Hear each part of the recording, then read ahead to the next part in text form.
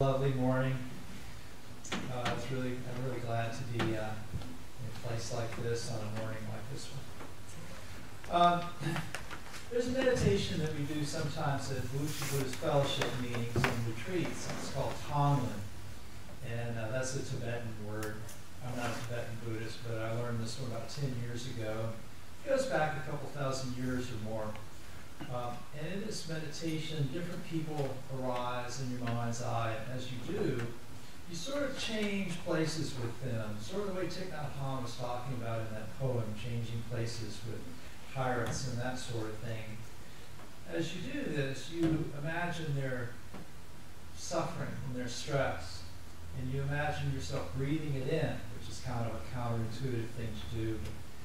You breathe it in and you transform it in your heart into the antidote. And so as you breathe out, you're sending them whatever antidote that they need to their stress.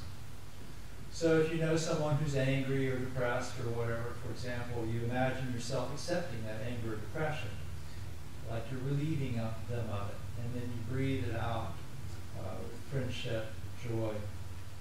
You're not doing some magical thing that's going to relieve anybody of any stress or anything like that. I wish it was that easy. I'd breathe this all a couple $1,000,000. But the point really is to develop your ability to recognize and accept suffering when you encounter it, and then to react to it with compassion. So, as I mentioned, I learned this about 10 years ago, and at the time I was dealing with a lot of anger issues and that sort of stuff. And I had decided to work on them with meditation, so I practiced Tonglen and some other things that were similar. And one day my wife and I were running a bunch of errands. We were organizing some sort of event, and I can't remember exactly what, but we were running all over the place, and we were sort of harried and rushed, and we suddenly realized that we hadn't eaten.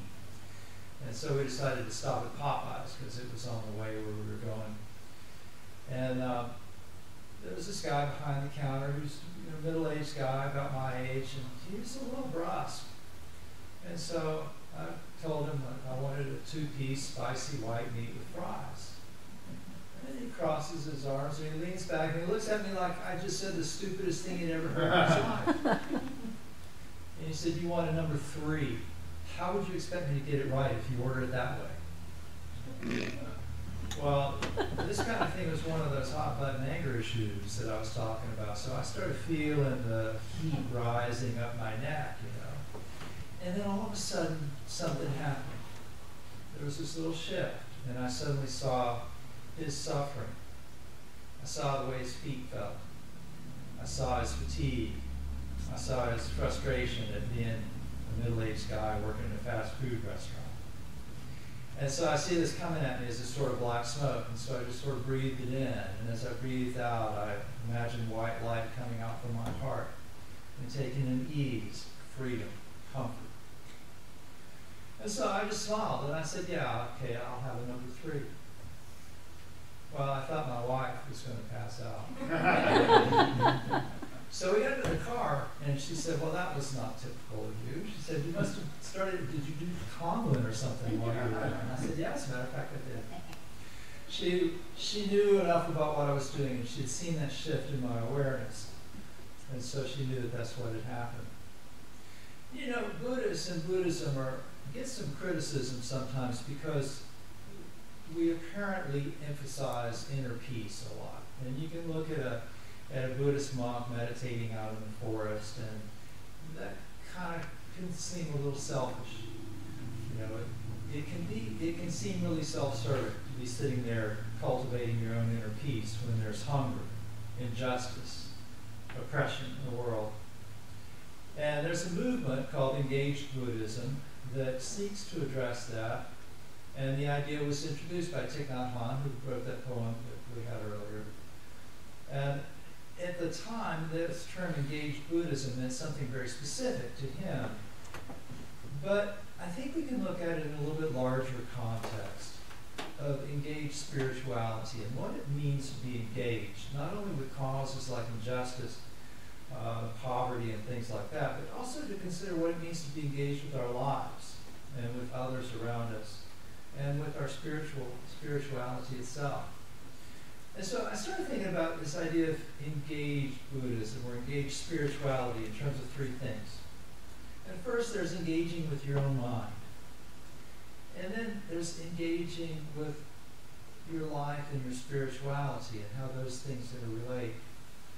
And third, there's engaged spirituality in terms of being aware of and engaged with the web of interdependence. So a lot of people come to Buddhism to learn about meditation and special practices and that kind of stuff. But the Buddha really intended it to be a practical religion that would help everyone live a better life. And he was often referred to as the great physician.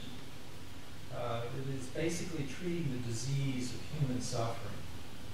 Usually when we think of religion, we think about turning to a god or some supernatural power or whatever for salvation. But there's a famous Thai monk named Ajahn Chah, and he used to tell people, that's a little bit like going to the doctor and saying, "Doctor, I'm sick. Would you please take some medicine so that I can get better?" You have to take the medicine for yourself. And Buddhism recognizes that. And Buddhism recognizes that stress and suffering really is a product of our own mental activity.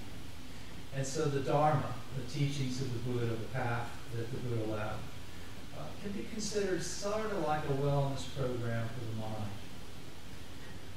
After the Buddha was enlightened, he went to a place called Sarnath, where there was a deer preserve, and he sat down with a group of ascetics, and he explained his path.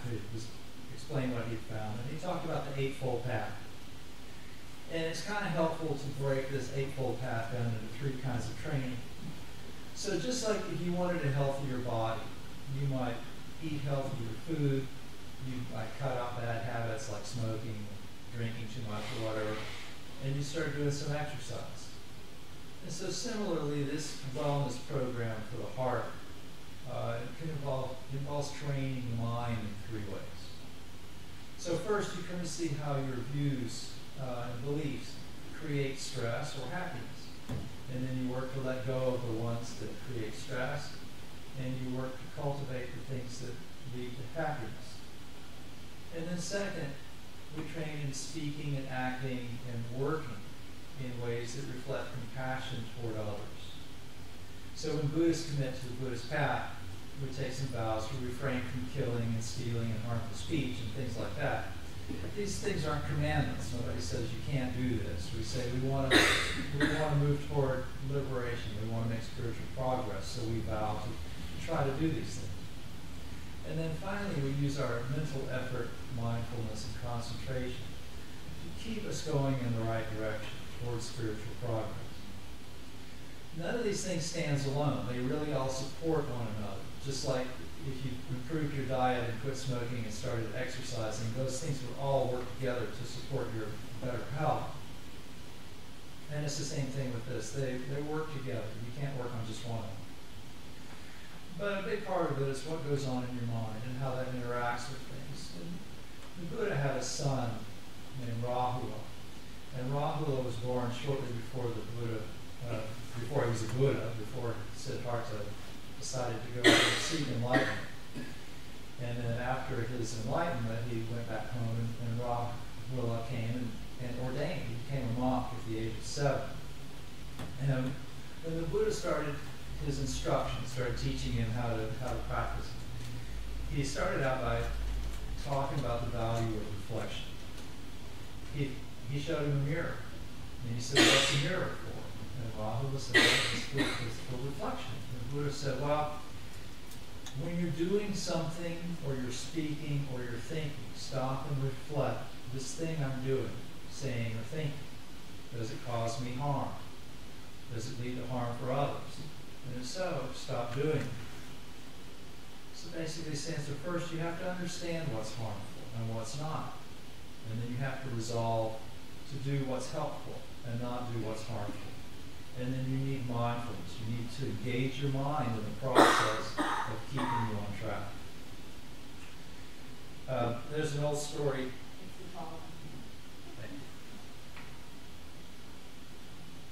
There's an old Southeast Asian story about a fellow who decides that he wants to start taking his Buddhist practice more seriously. And so he decides that he'll start going to the shrine and making a certain number of prostrations, which is a full, standing to head on the forehead on the floor kind of bowing. And that's kind of a customary practice in some Asian countries.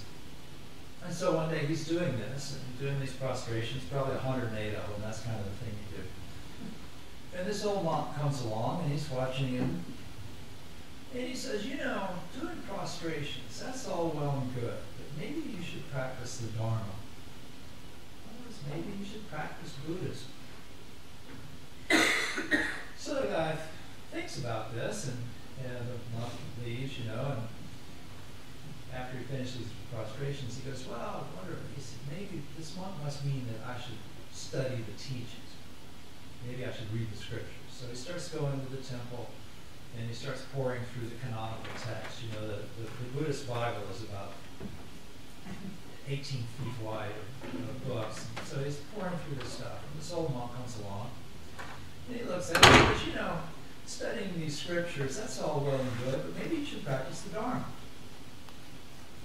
And then he walks off. And so the guy starts asking his friends. He says, what do you suppose he means by this? I thought I was practicing the Dharma. And his friends go, well, he's a meditation master. Maybe he means you should meditate. And the guy goes, oh, well, yeah, that must be it. So he starts going to the meditation hall every day.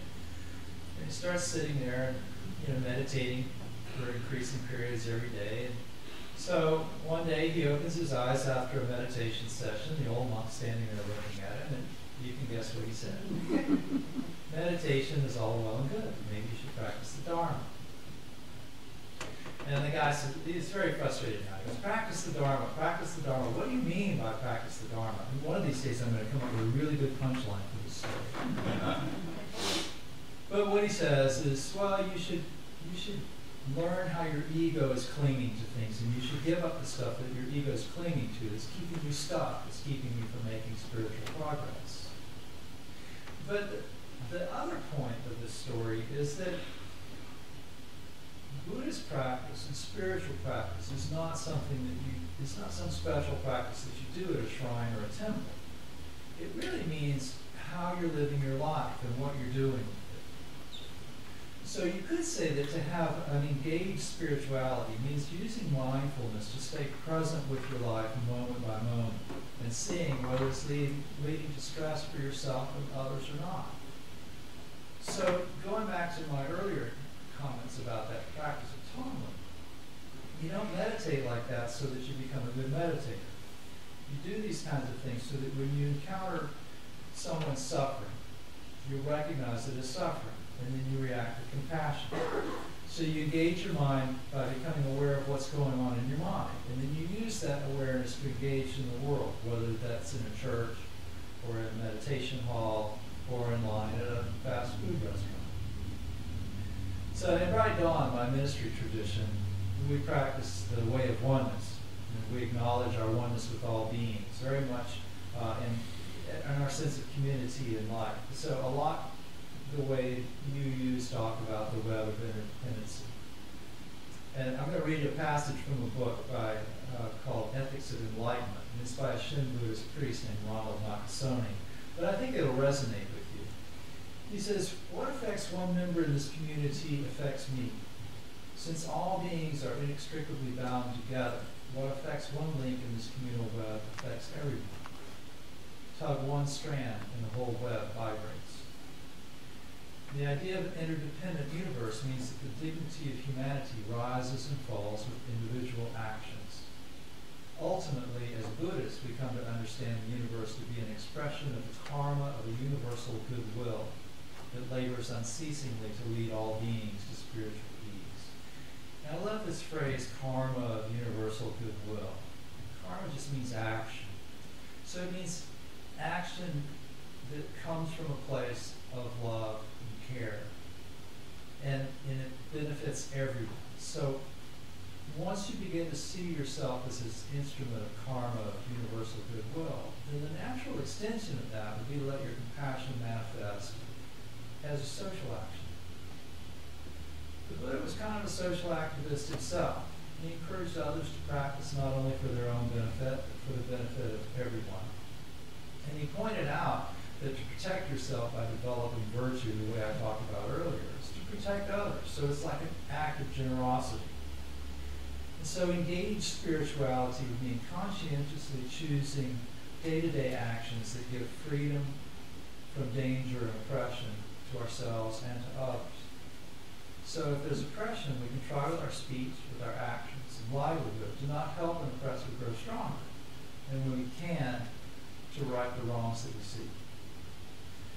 So as I mentioned before, engaged Buddhism started with Thich Nhat Hanh, and it was during the Vietnam War, and he was a Vietnamese monk. And at the time, monks had to face this question of whether to stay in the monastery and meditate or go help those who were suffering from the effects of bombing and the other things that happened during the war. And Thich Nhat Hanh decided to do both, and he eventually became internationally known because of his activist efforts. And he said it wasn't enough just to understand people and to have compassion. So that's a big part of it. But we should remain aware that the world is suffering. People are hungry, social injustice is happening. Otherwise, we're not really practicing our spirituality. We're just escaping. But when we bring mindfulness into the situation, we're not passive, but we act out of compassion. And so we become very active in our understanding. Non-violence doesn't mean non-action. It means that we act with love and compassion. So in the process, he said, we have to look deeply into the situation and into our own hearts and into the hearts of anyone who treats us unjustly. We look into the oppressor's heart and into the causes behind his actions and visualize ourselves in similar circumstances, the way he did with that pirate. And we see that we could have become exactly like him. Then we can have goodwill and compassion even for our tormentors, and then we can go after the real reasons behind injustice. But what do you do when a situation seems hopeless? There's an oppressor doing undeniably evil actions, and peaceful resistance appears futile. I mentioned that the Buddha gave his first talk in a deer preserve. And there was an interesting story about how that particular place became a preserve. Originally, the land was owned by a king who loved venison. He liked it so much he wanted it every day. And so his servants got really tired of having to go out and hunt for deer all the time. And so they hit on this idea of building an enclosure, and they drive the local deer into this enclosure, which would make them a lot easier to catch. Well, this worked out really well for the servants. Didn't work out so well for the deer. And so every day, somebody would come in to hunt a deer, and the deer would all try to escape, and several of them would get injured. Well, there were two herds of deer involved, and each herd had its own leader. And these leaders, by the way, were such magnificent animals that the king had seen them and actually had given them pardon. He had exempted them from being eaten. Well, these two leaders got together and they started discussing what was happening, and they decided that since it was a given that at least one deer was going to die every day, so that at least they could save the others from injury if they just sort of randomly selected one from each herd each day to go and stand by the stake and just wait to be slaughtered. Well, that was going okay for a while, but then one day this female deer was selected to be the one to die, and she was pregnant. And so she went to the leader of her herd, and she said, I don't mind dying, but can't we wait until after my baby is born? And the leader of her herd said, yeah, he agreed with her. And so they looked around, but nobody in the herd would agree to trade places with her. So she went to the other herd, which the leader of the other herd was named Negrota. And she went to him and told her about the situation. And Negrota asked around in his herd, and no one would agree to stand in for her, so he decided he would do it himself. So the king's men came to the stake, and they found this magnificent deer standing there waiting to be killed. Well, the cook knew that Negrota had been exempted, and it would be against the law to kill an animal that had received the king's pardon, so he didn't know what to do. So he went and asked the king. And the king came to see for himself. And he was so amazed that an animal could be that noble, that it would give its life out of compassion, that he pardoned all the deer and the land became a preserve. Notice there's no act of martyrdom there. The Groda didn't do what he did because he thought there was a special heaven for him to go to or anything like that. He didn't act out of anger. He didn't even think that his actions would end the king's actions. He simply did what he felt was right out of compassion. And in the end, his selfless act earned freedom from oppression for all to view. Ajahn Mun was a Thai forest monk who became an arahant, a fully enlightened person. Just once asked for a blessing, a protection blessing of some kind. And he thought about the request, and this verse arose in his mind. It comes from the Dhammapada. And so he simply said, conquer anger with non-anger. That's the most important dharma to practice, he said, because anger can destroy a society. But as long as living beings have love and kindness in their hearts, there's always a chance that their desire for peace will be fulfilled.